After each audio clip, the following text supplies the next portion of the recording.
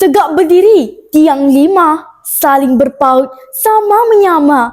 Tiada jurang, tiada kasta, rukun negara, wardah kita. Bismillahirrahmanirrahim. Assalamualaikum warahmatullahi wabarakatuh. Salam sejahtera, salam perpaduan dan salam Malaysia Madani. Yang saya sanjungi, barisan panel hakim yang arif, bijaksana dan lagi berintegriti. Para guru dan pendidik yang cekal berjuang menabur bakti demi anak bangsa.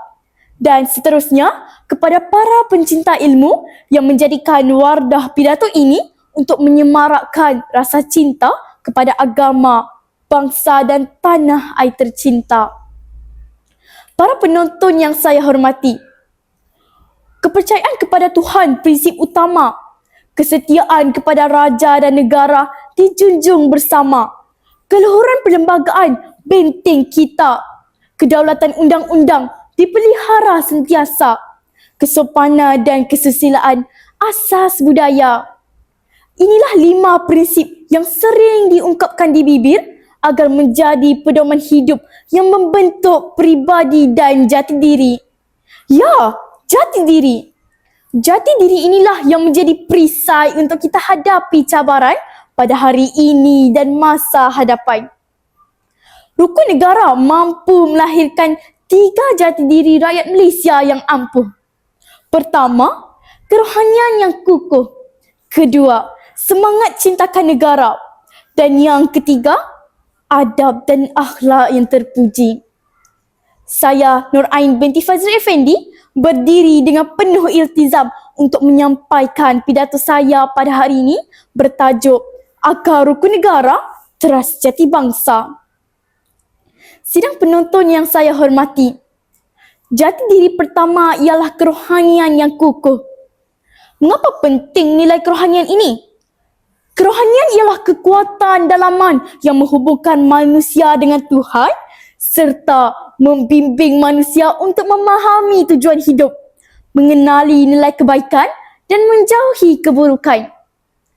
Jika kita melihat permasalahan masyarakat pada hari ini, antara cabaran yang semakin membimbangkan ialah masalah kesihatan mental, masalah kemurungan dan tekanan jiwa tidak asing lagi di kalangan sebahagian rakyat Malaysia termasuk golongan remaja.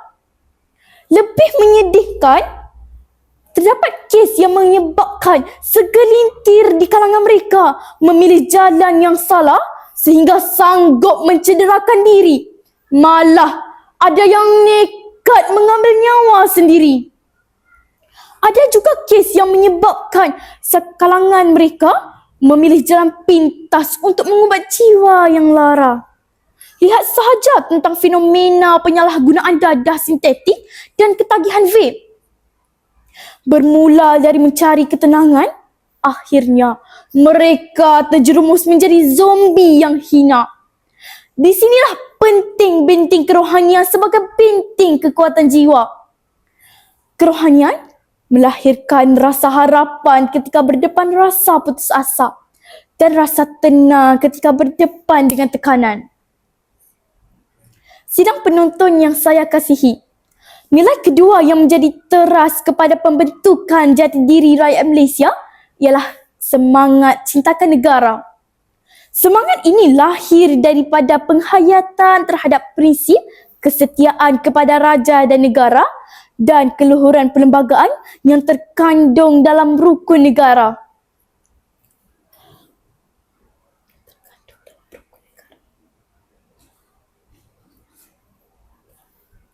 Sebagai contoh, kita dapat lihat penyebaran berita palsu dan fitnah yang terdapat di media sosial yang boleh mencetuskan ketegangan antara kaum. Media sosial yang sepatutnya menjadi medan perkongsian manfaat kadang-kadang bertukar menjadi medan gelanggang, penghinaan, kecaman dan fitnah. Sidang penonton yang saya hormati, nilai ketiga yang menjadi teras kepada pembentukan jati diri rakyat Malaysia ialah adab dan akhlak yang terpuji. Inilah hasil dari kesopanan dan kesusilaan. Jika kerohanian menjadi bata, patriotisme menjadi dahan, Maka adab pula ialah bunga dan buah yang mencerminkan pokok sesebuah bangsa. Hakikatnya, kemajuan sesebuah negara tidak hanya diukur nilai material semata-mata, namun turut diukur pada adab rakyatnya. Kita sering disajikan dengan berita tentang kes buli di sekolah-sekolah. Ada juga sikap yang tidak menghormati guru dan ibu bapa. Lebih menyedihkan, terdapat sebahagian rakyat Malaysia yang memikirkan adab adalah perkara yang kecil. Padahal, dalam ajaran agama Islam, adab sentiasa dahulukan sebelum ilmu. Para ulama terdahulu pernah berpesan, manusia yang berilmu tanpa adab ibarat pohon yang tinggi tetapi tidak berbuah. Hadirin yang saya hormati, maka jelaslah rukun negara yang tercipta ini adalah sebagai kompas yang memandu arah perjalanan bangsa dan jambatan yang menghubungkan seluruh kepelbagaian rakyat Malaysia dalam satu ikatan yang harmoni.